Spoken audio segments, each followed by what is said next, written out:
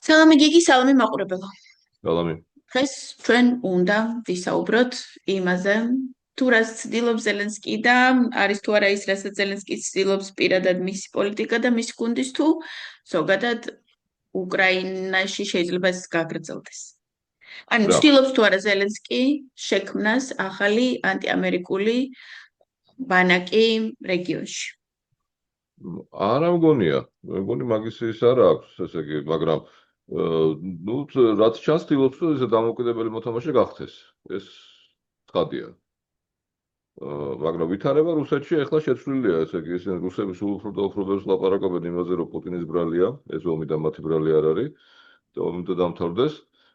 და მე ვფიქრობ, ეს ძალიან ისე იცვლება, ძალიან სწრაფად იცვლება ვითარება რა. ახლა მაგალითად ახლა ეს რამდენიმე კვირის წინათ იყო ეს იმის შეხვედრა სირიის ხელმძღვანელობასთან და თურქეთის იმასთან ხელმძღვანელობასთან მერე დაიწყო ეს ისა დაბომბვები და რუსეთში შეეცვალა რადიკალურად ეს ვითარება ამ ხრივ და ზელენსკიმ უცებ დაიწყო ლაპარაკი იმაზე რომ უნდა დამთავრდეს სწრაფად. ანუ ის ახლა როგორ ვითარება იცი რომ შეიძლება სამი კვირის წინანდელი ამბავი აქტუალურია, მაგრამ რაღაცნაირად დაიძინდა იმ სამი კვირის წინანდელმა ამბავმა და ახლა ეს მეორე ამბავია უცნაურად ზელენსკიმ დაიწყო რომელიც ამბობდა რომ არა რაღაც სხვანაირი შეთანხმებები უნდა მოხდეს რაღაცა ახლა ამბობს რომ უნდა დამთავრდეს. Ну, რატო ამბობს რომ უნდა დამთავრდეს? მე ვფიქრობ რომ ეს არის ისა, ესე იგი, ეს არის მისთვის და უკრაინისთვის იდეალური დრო, რომ ესე იგი გააჩეროს ომი სადაც არის. ანუ თავი პრობლემა რა არის, ხო, რატო ბერ ეხლა რო თქვა აი ამ ომის პირობებში რატო გაუჭირდებათ უკრაინელებს მთელი ტერიტორიის უკან დაბრუნება, იმიტომ რომ რუსებმა აი ბაიდენის შეფერხების გამო, რომელიც თითქმის რაღაცა წელიწადი თუ რაღაცა იარაღს არ აძლევდა უკრაინელებს, ააშენეს უზარმაზარი თავდაცვითი ზღუდე. რომელიც არის ძალიან დიდი ბეტონის რაღაცა, მოკლედ ძალიან რთულია რა, მოკლედ იმის დანგრევას ალბათ ესე მთელი რეგიონი დაინგრეს, ისეთი იარაღი უნდა ესროლა ალბათ. ხო და ამიტომაც მე ვფიქრობ, რომ სტრატეგია ესეთია, რომ ესე იგი ისინი შეეცდებიან რომ გააჩერონ იმაზე ომი და მე ნელ-ნელა ისხნან, ესე იგი ინფილტრაცია გააკეთონ ამ ტერიტორიაზე. ფულით იქნება თუ სხვანაირად იქნება, მოკლედ ეს რუსებისათვის არ იქნება უცხო, ესე იგი ესეთი მოლაპარაკება და ეს არის და ჩვენ დღესაც მოსკოვში გაიგუძებენ და აღმოჩნდება რომ ესე იგი უკრაინამ უკვე დაიბრუნა ესე იგი თავისი ტერიტორიების დიდი ნაწილი იმის ფონზე რომ ესე იგი დე-ფაქტო ყო იურიდიულად რუსეთი ჯერ კიდევ იქ იქნება ჯარით. ესეთი უცნაური რაღაცა მოხდება ალბათ რა. და ამას ისინი ცდილობენ რომ გააკეთონ.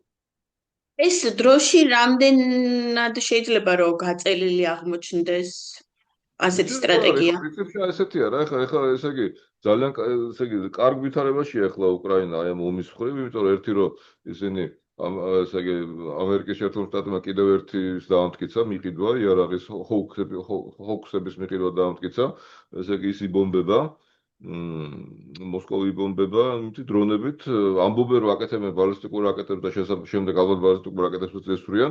ამიტომ ის რუსეთი ძალიან შეშინებულია ამ შემთხვევაში, იმიტომ რომ ფაქტობრივად აღმოჩნდა რომ არანაირი სახელმწიფო თავდაცვა მას არ აქვს და ერთ-ერთი რაც იყო სახელმწიფო თავდაცვა, იყო ის მათი სახელმწიფო თავდაცვა იყო რაღაცა შეთანხმება.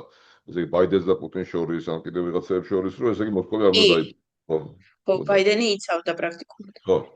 ხო და ანუ ახლა ეს ვითარება ისაც შემეუბნების ის ანტიამერიკული თუ უფრო ანტირესპუბლიკური ალბათ ახლა ანტიამერიკულს ვერ დაარქმევ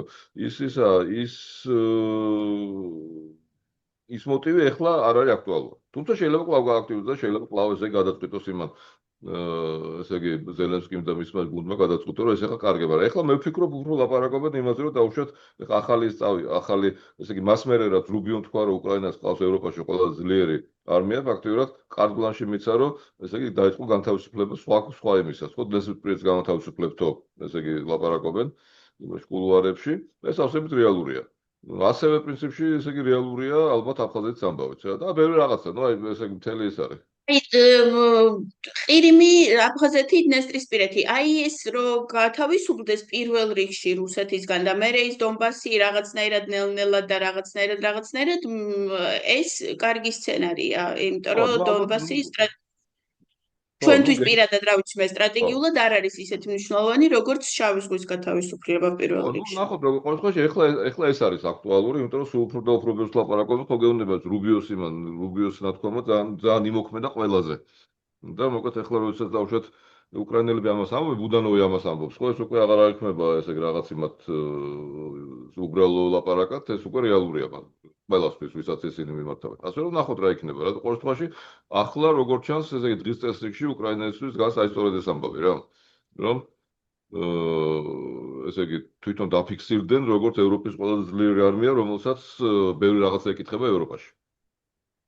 კი და იმ ფონზე, როდესაც ბრიტანეთი ორმუზის სრუტეში გემს ვერ გზავნის და ეს სრული რაღაცა გაფრჯაკება დაიმართეს, რო წამოიწია აქტუალურობამ საერთოდ ამ რეგიონში რომ რაღაცა ძლიერი ძალა რო უნდა იყოს, ამ მომენტში რომ მოხდა ამის აღიარება, ესეც კარგია უკრაინისთვის. და როცა გააჩერებენ თუ გააჩერა ახლა აი ასე თუ გააჩერეს ომი, არ დადგება აუცილებლად ის საკითხი, რომ არჩევნები უნდა ჩატარდეს უკრაინაში? ალბათ დადგება, მაგრამ არ ამგონია რომ აი ამ მომენტში ზელენსკის მაგისი ეშინოდეს. ასე ხედავ, ხო? მოთხოვს მე ვფიქრობ რომ ახლა ეს ძალიან საერთო მისთვის არა ხო ახლა ყველა არჩევნები გამოწვევა აცხადია მაგრამ ნუ ახლა მე მაინც არ მგონია რომ ახლა აი ამ ფონზე როდესაც ნუ აი ისტორიული მტერი გამარცხებენ ფაქტობრივად ხო ისტორიულ მტერს არ მგონია რომ აი ამ ფონზე გაუჭირდა ზელენსკის კიდევ ერთხელ არჩევნებში მოგება თუმცა ყველაფერი შეიძლება მაგრამ ხო ნუ ეს იმ შემთხვევაში იქნება შესაძლებელი თუ აი ამ კორუფციულ სკანდალებში ახლა რომელშიც არის მთელი მისი გუნდი გახვეული თუ აი ამ თავის გუნდს ასე ვთქვათ დაგმობს და იტყვის რომ და თვითონაც რაღაცნაირად ვითომ მიიღებს მონაწილეობას ამათ იმიტომ რომ ჯერჯერობით ისე მოქმედებს ნაბუ ისე უწევს ნაბუს მოქმედება რომ ზელენსკი ვითომ საერთოდ ის არის ანუ აიგნორებს საკითხს ვითომ ზელენსკი ყველანაირად ცდილობს რომ ესენი დაიცვას და ნაბუ მაინც რაღაცნაირად თავისას აკეთებს მიუხედავად იმისა რომ ძალიან დიდი პოლიტიკური ზეწოლის ქვეშაა და ზელენსკი შეიძლება რომ მოიგოს შემდეგი არჩევნები მხოლოდ იმ შემთხვევაში თუ რაღაცნაირად დისტანცირებას დაიჭერს ამ ხალხისგან და დაგმობს სხვა შემთხვევაში მე მგონი მას მერაც ერმაკი დააპატიმრეს ეს არის ანუ ეს დისტანცირება დაწყებულია ნუ ნახოთ როგორ იქნება რა ეხლა ბოლომდე არ იმასწრებს მე ესე ვფიქრობ რომ ბოლომდე იმათ არ დაუპირისპირდება მაგრამ ნუ ალბათ ეს ხელს დაიბანს და გვერდზე გადგება და იტყვის ხოლმე ნუ აი სამართალდამცავები მუშაობენ და რა ვქნა ამ მუშაობის შედეგია მე ვფიქრობ ამის უკან სხვა ისტორია დგას მე ვფიქრობ რომ თვითონ ზელენსკის ახლა რაღაცნაირად შეუძლებელი ადამიანს არ ესმოდეს ხო ახლა მით უმეტეს უკრაინის პრეზიდენტს რომ ესე იგი ეს კარგად არ დამთავრდება ეს ამდენი კორუფციული ისა ხო კავშირი და ამდენი კორუფციული ისინი ან ეს ამბავი რომელიც ახლა გამოძიების პროცესში ყველაზე სუბუქია რაღაც სახლის შენობაზე ატეხილი ამბავი და შეუძლებელი ეს არის მოდეს და მე ვფიქრობ ეს რაღაცნაირი ის იყო ახლა პრობლემები იყო იქ რა თქმა უნდა მე ვფიქრობ ეს იყო რაღაცა ესეთი ზელენსკი რაღაცა მძევალიც იყო ალბათ აი კორუფციული კავშირების იმიტომ რომ აი როგორც ესე იგი ხო ესე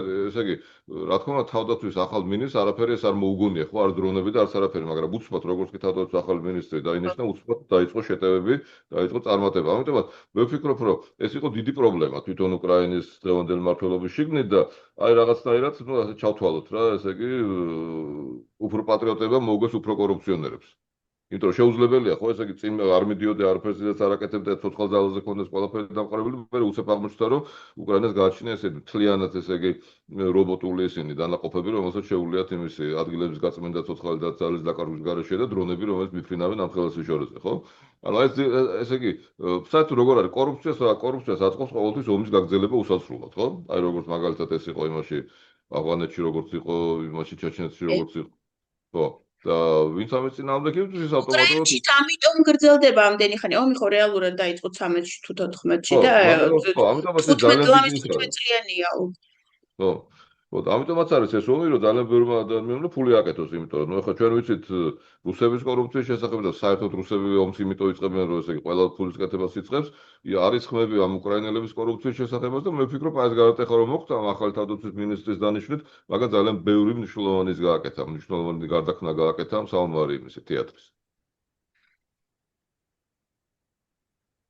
კარგი, რადგან ჩვენ ანუ ეს საუბარი კიდევ ჯერ მაშინ დავგეგმეთ, როდესაც ის ჩემი პირველი კითხვა უფრო აქტუალური ჩანდა და მე დროის განმავლობაში ძალიან სწრაფად შეიცვალა სიტუაცია, მაშინ ვადევნოთ ახლა თვალყური ამას როგორ გაგრძელდება და თუ კიდე შევამჩნევთ, რომ წარმოიქმნა ისევი სიტუაცია, რომ ვითომ რაღაც ანტიამერიკული ძალების შეკრება ძალების და ქვეყნების შეკრებას ვითომ ცდილობს დავუბრუნდეთ ამ იმას. გუშინ მაგალითად ხო თქვი. ანტიამერიკული იმდენად ანტიამერიკული არა, რამდენადაც ესე ამ შემთხვევაში ახლა ამერიკის იარაღის გარეშე ჯერ მაინც რაც არ უნდა დრონები აკეთოს, მაინც არ შეუძლია იმას უკრაინას გაძლევა, მაგრამ იქ რაღაცა რასაც ზელენსკი ცდილობს რაღაც საპირწონე შექმნას. ნუ ეს არის მე ვფიქრობ ეს არის ძალიან ჭკვიანური ცდელობა, როდესაც ერთი მხრივ იმას ენდობი გაურკვეველი ბიოგრაფიის იმას საველე მეთაურს და მეორე მხრივ მოხუც იმას. მოხუც ადამიანს, რომელსაც უკვე ის აქვს, ხო, ეხლა ესე იგი რამდენი წელია უკვე ერდოღანი ის არის. სათავეში არის თურქეთის ხო და ეს არც თუ ისე ჭკვიანური სვლა იყო და ნუ კარგია რომ რაღაცები შეიცვალა და მე მგონი ამ სვლას აღარ მიაქცევენ ყურადღებას მაინდა-მაინც. ნახოთ ახლა. ან შეიძლება რომ ასე ვთქვათ რომ იმას ქნა დაზვერა სიტუაცია რომ მიხვდა რომ რაღაცა ძალიან უტოპიური რაღაცა არაფერი არ გამოვა უცებ შეიძლება იმას ქნა გადაიფიქრე კიდევ. ყველაფერი შესაძლებელია ეს მემუარებს რომ დაწეს მაშინ გვეცოდება და შეიძლება მაშინაც არ ვიცოდე ზელენსკი რომ დაწეს მემუარებს რა საპირებდა და როგორ აპირებდა. კარგი, ყველა შემთხვევაში, ანუ ის რაც ომის ველზე ხდება, ძალიან მაგარია და ძალიან კარგი შედეგები აქვთ. ასე უნდა გაგრძელდეს, რა თქმა უნდა, რაღაცა ბოლო დროს აფხაზეთში არ შემოდის, დრონები შემოდიოდა ძალიან ხშირად 1-2-3 თვე, სულ ამის ყოველდღე მოფრინავდნენ და ახლა ეს პროცესი შეწყდა. და ეს პროცესი რო შეწყდა, ამის დროს დაიწყო იმაზე ლაპარაკი, რომ დნესტრისპირეთიო და რა შეიძლება ცოტა იქით გადავიდეს ახლა ყურადღება. დავილოდოთ ამ წარმატებებს, ფრონტის წარმატებებს და ვუსურვოთ გამარჯვება, რა თქმა უნდა. ხო, ნუ ნახოთ ახლა როგორ იქნება. ნუ დნესტრისპირეთი ახლა რა თქმა უნდა უფრო მნიშვნელოვანია პოლიტიკურად, ვიდრე შავი ზღვა, იმიტომ რომ ამ შავ ზღვაზე რუსები თუ ვერაფერს ვერ გააკეთებენ, ქართველები მით უმეტეს ვერაფერს ვერ გააკეთებენ, იმიტომ რომ ფაქტიურად ჩააბარეს ქართლის სამწუხაროდ ქართულ მოუწნება შავი ზღვა იმას რუსებს და რუსები მით უმეტეს თუ შეეზღუდებენ და ვერაფერს ვერ გააკეთებენ, ძალიან დიდი სანერვიულო მათთვის ახლა სტრატეგიულად არც არის ეს ხარ, ხო, ნავარსისგან მაინც ვერ გამოდიან ეს რუსული გემები და ისეთი კატერები. ხო, და ასე რომ ხო, ნახოთ რა იქნება, რა საინტერესო რაღაცები ხდება, აი ამ ჰორმუზის სრუტის იმაზე გარშემო თითქოს რაღაცა ყველამ დაივიწყა, ესე იგი, უკრაინამ, მაგრამ სინამდვილეში არა, სინამდვილეში ეს წარმატებები სწორედ ჰორმუზის სრუტის ამბების ფონზე მოხდა.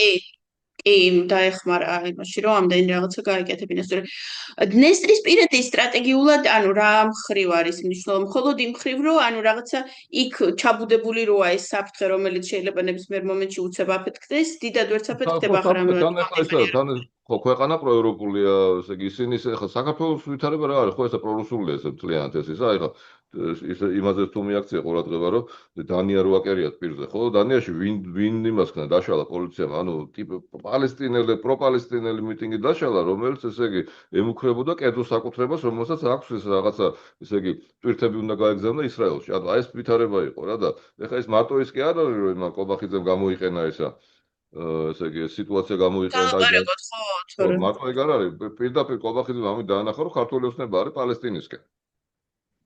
და არა ისრაელისკენ, იმიტომ პირდაპირ დაიცვა ის მიტინგი, იმიტომ ხმა არავის არ ამოუღია, იმიტომ რომ ეს ხო არ იყო იმისი სახელმწიფო შენობის ბლოკირება ან რაღაცა, ხო, ეს იყო კერძო შენობის ბლოკირება, ესე იგი პალესტინური დროშებით, ეს დაშალა. ანუ კერძო საკუთრება დაიცვა, მოიქცა ძალიან სწორად პოლიციამ მეთვლი რა. არანაირი ჩვეულებრივი მიტინგი არ იყო, უბრალოდ ბლოკირება აკეთებდა კერძო იმისი კომპანიის და კერძო ბიზნესის ბლოკირებას რა. ამისი გამოთქმა, ესე იგი ფაქტურად ეს პირდაპირ დგას რა, ეს კობახიძე და საქართველოს მთავრობა პალესტინის მხარეს. ძალიან სურეულურ ნაბიჯია მე რომ ვიტყო. არა, ამათ ნაბიჯებს საერთოდ რაღაც განვიხილავ უკვე სულელური არა, ჭკვიანური აზუს არაფერი არ გაუკეთებია და ხო სულელური კი არა და სულირო. ხო. ზუსტად ამიტომ უფრო მნიშვნელოვანი არის ისა, ესე იგი დნესტრისპირეთი, იმიტომ რომ ეს ქვეყანა პროევროპულია, ესე იგი ევროპისკენ მიდის, იმის ნაწილი უნდა გახდეს და ამიტომ ხო იმის განთავისუფლება იქ სადაც ქვეყანა პროევროპულია, ანუ პროევროპულია, რა თქმა უნდა ადვილია.